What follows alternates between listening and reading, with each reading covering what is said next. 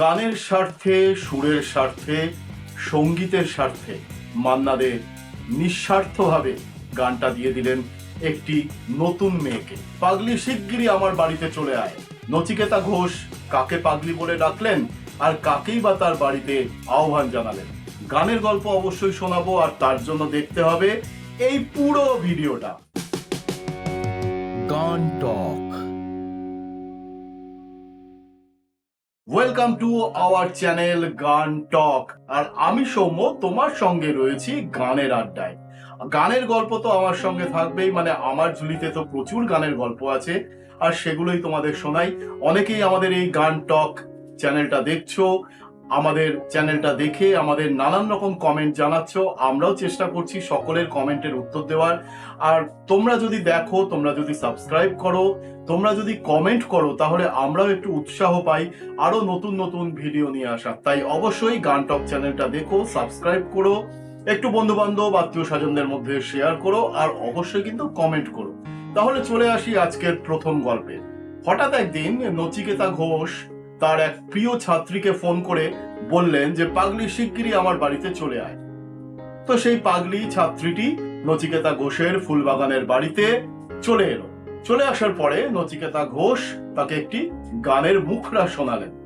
শুনিয়ে বললেন যে তোকে এই গানটা কিন্তু আমি দিতে পারি, তবে তার আগে তোকে একটা কাজ করতে হবে। কি কাজ? ছাত্রীটি জিজ্ঞাসা করলেন। তখন নচিকেতা ঘোষ তাকে একটা অ্যারাবিয়ান টিউন শোনালেন আর বললেন যে এই টিউনটা হুবহু কপি করে গেয়ে আমাকে শোনাতে হবে। পরীক্ষাটা বেশ কঠিন ছিল, বেশ চ্যালেঞ্জিং ছিল। সেই আবার চ্যালেঞ্জিং কথাটা চলে আসছে, মানে বেশ প্রতিস্পর্ধী ছিল। ছাত্রীটিও নাছোড়বান্দা, ছাত্রীটিও তার জেদে অটল অনড়। ছাত্রীটি অনেকক্ষণ ধরে চেষ্টা করে একেবারে সেই অ্যারাবিয়ান টিউনটা হুবহু কপি করে নচিকেতা ঘোষকে শোনালেন, আর সঙ্গে সঙ্গে পেয়েও গেলেন সেই গানটি। ছাত্রীটির নাম হলো নির্মলা মিশ্র, আর সেই গানটা ছিল এমন একটা ঝিনুক খুঁজে পেলাম না যাতে মুক্ত আছে।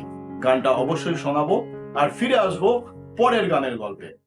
শুনে গেলাম অনেক কথা, অনেক গল্প, অনেক গাথা।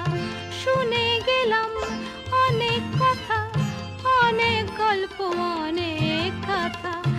এমন একটি কথা খুঁজে পেলাম না যাতে সত্যি আছে, এমন একটি ঝিনুক খুঁজে পেলাম না যাতে মুক্ত আছে, এমন কোন মানুষ খুঁজে পেলাম না যার মন আছে, এমন একটি ঝিনুক খুঁজে পেলাম না।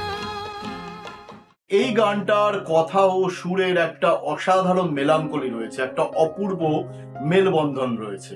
আর ঠিক সেরকমই বন্ধুত্ব দৃঢ় ছিল মান্না দে এবং পুলক বন্দ্যোপাধ্যায়ের মধ্যে। পুলক বন্দ্যোপাধ্যায় একটি গান লিখেছিলেন, গানটি গাওয়ার কথা ছিল স্বয়ং মান্না দে। হঠাৎ একদিন সকালে পুলক বন্দ্যোপাধ্যায় মান্না দেকে বললেন একজনের বাড়িতে নিয়ে যাবে। সেই বাড়িতে পুলক বন্দ্যোপাধ্যায় এবং মান্না দে হাজির হলেন। নতুন একটি মেয়ে ভালো গান গাইছে এই কথা বলে পুলক বন্দ্যোপাধ্যায় মান্না দেকে সেই বাড়িতে নিয়ে এসেছিলেন। যে গানটি মান্নাদের গাওয়ার কথা ছিল সেই গানটি পুলক বন্দ্যোপাধ্যায় সেই মেয়েটিকে গাইতে বলবেন। মেয়েটি গানটা শুরু করলো। গানটা শুরু করার সাথে সাথে মান্নাদের চোখ মুখের দৃষ্টি বদলে গেল, চোখ মুখের ভাব বদলে গেল। অপূর্ব করে গাইলেন মেয়েটি, এবং মান্নাদের মনে মনে একটু কষ্ট হলো। অবশ্যই কষ্ট হবে, কোনো জিনিস যখন আমাদের হাতছাড়া হয়ে যায় তখন তো বেশ কষ্ট হয়। তবু মান্না দে গানের স্বার্থে, সুরের স্বার্থে, বাংলার সঙ্গীতের স্বার্থে সেই গানটি সেই মেয়েটিকে গাওয়ার জন্য দিয়ে দিলেন নির্দ্বিধায়, নিঃস্বার্থভাবে দিয়ে দিলেন। ঠিক যেরকম হেমন্ত মুখোপাধ্যায় তার গাওয়ার কথা ছিল যে গানটি দিয়ে দিয়েছিলেন অমৃত সিং অরোরাকে, ঠিক তেমন ভাবেই মান্না দে এই গানটি সেই মেয়েটিকে গাওয়ার জন্য দিয়ে দিলেন। আর সেই গানটি ছিল আমার বলার কিছু ছিল না। আর সেই নতুন গায়িকা মেয়েটি ছিলেন হৈমন্তী শুক্লা। অবশ্যই শোনাবো গানটা, আর আরেকটা অনুরোধ করব, অবশ্যই কিন্তু পুরো ভিডিওটা আমাদের দেখবে সব সময়, আর আমাদের এই চ্যানেলটা মানে গান টক চ্যানেলটা সাবস্ক্রাইব করবে। আমাদের ফেসবুক পেজ GAAN গান TALK টক, এটা যদি ফেসবুক পেজে সার্চ বারে টাইপ করো তাহলে আমাদের ফেসবুক পেজটা চলে আসবে। সেখান থেকে জানতে পারবে যে আরো নতুন নতুন কি ভিডিও আমরা আনতে চলেছি। তাহলে শুনে নাও, আমার বলার কিছু ছিল না।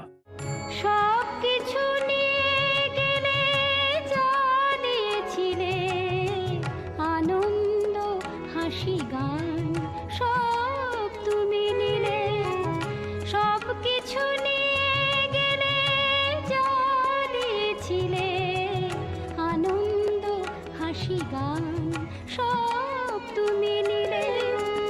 যাবার বেলায় শুধু নিজেরই অজান্তে স্মৃতিটাই গেলে তুমি ফেলে, তুমি চলে গেলে।